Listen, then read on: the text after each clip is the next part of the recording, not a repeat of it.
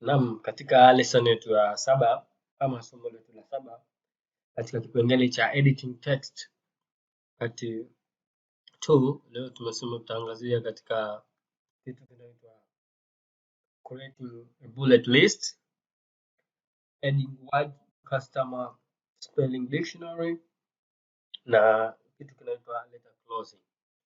Na bila kupoteza muda, tukiendelea moja kwa moja, tutaendelea katika ile barua yetu ambayo tulianza katika lesson zilizopita.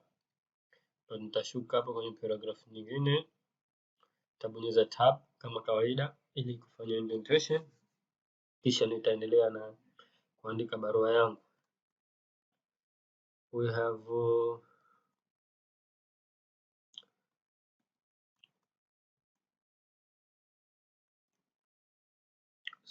many satisfied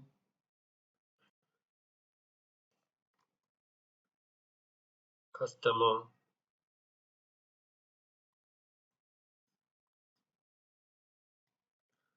in Zanzibar area.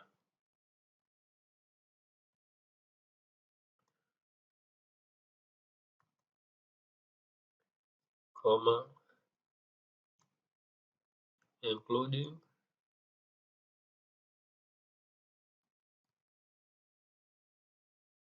dot, and tutaweka enter. Kwa maana hapa tunahitaji kuweka list, kuorodhesha customer wetu ambao tuko satisfied nao, na ili kutia list katika document yako kuna kipengele kinaitwa bullet list. Kama hiyo inapatikana katika home tab katika group ya paragraph, then ukienda uta click hapa bullet, then utaanza kuorodhesha wale customer wako.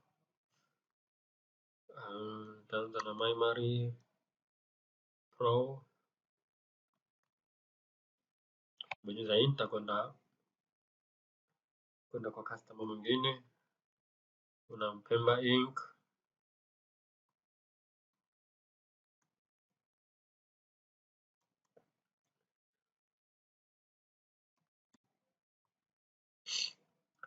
then kuna Gosi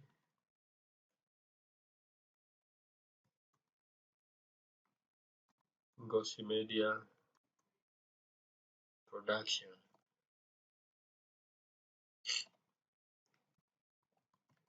Hao ndio customer wetu tunawaorodhesha.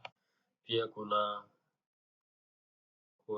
IAIM ICT.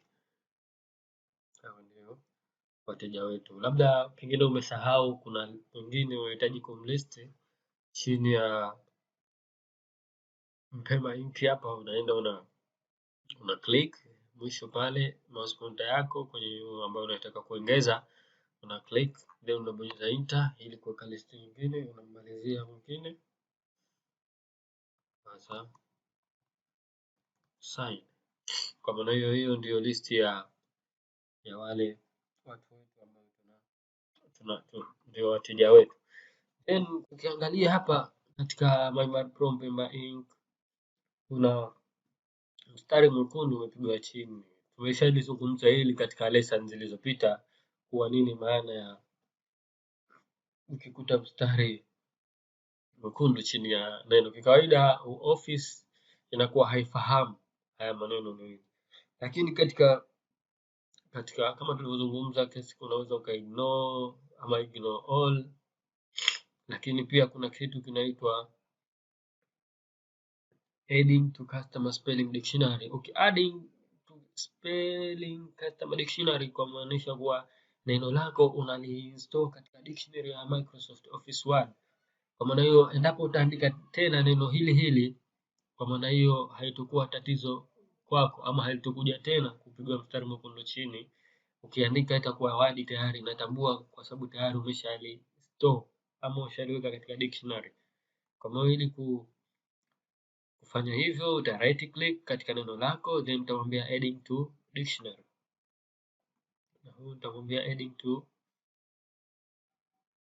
dictionary, na hii nitamwambia adding to adding to dictionary, na huyu utamwambia adding to dictionary, kwa maanisha word itakuwa inanikumbuka hili neno adding to dictionary. Kwa maana hiyo endapo nitaliandika tena maneno haya, word haitonipigia mstari mwekundu chini kwa sababu tayari imeshayatambua ama nimeshaya install tayari.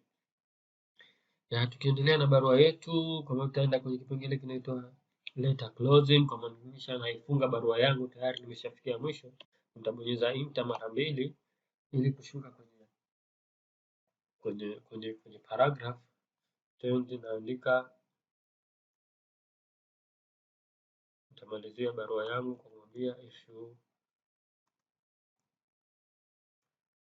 if you have any other question,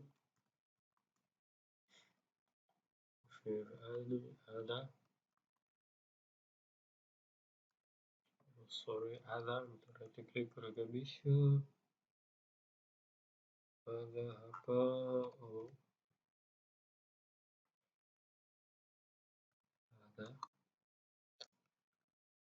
other question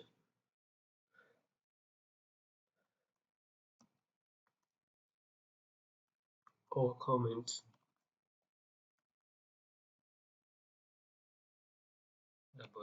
comments, please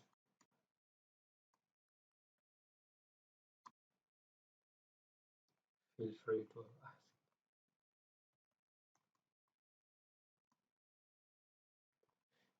Feel free to give a call.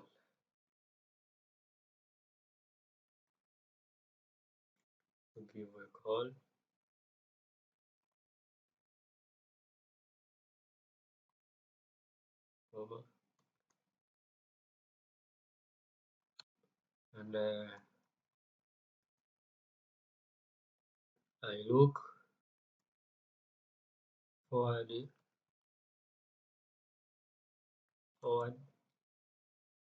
to hear from you. Tutamalizia barua yetu kwa kumalizia hivyo, weka koma tena naweza enter. Kuna paragraph nyingine, kajali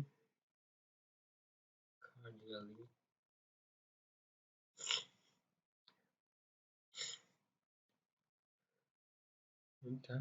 Then hapa nitabonyeza dot kuweka sehemu ya kusign. Hii inakuwa ni kajali.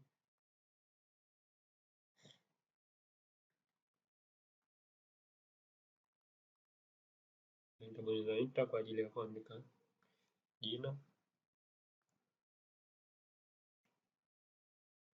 Shawesh Mohamed.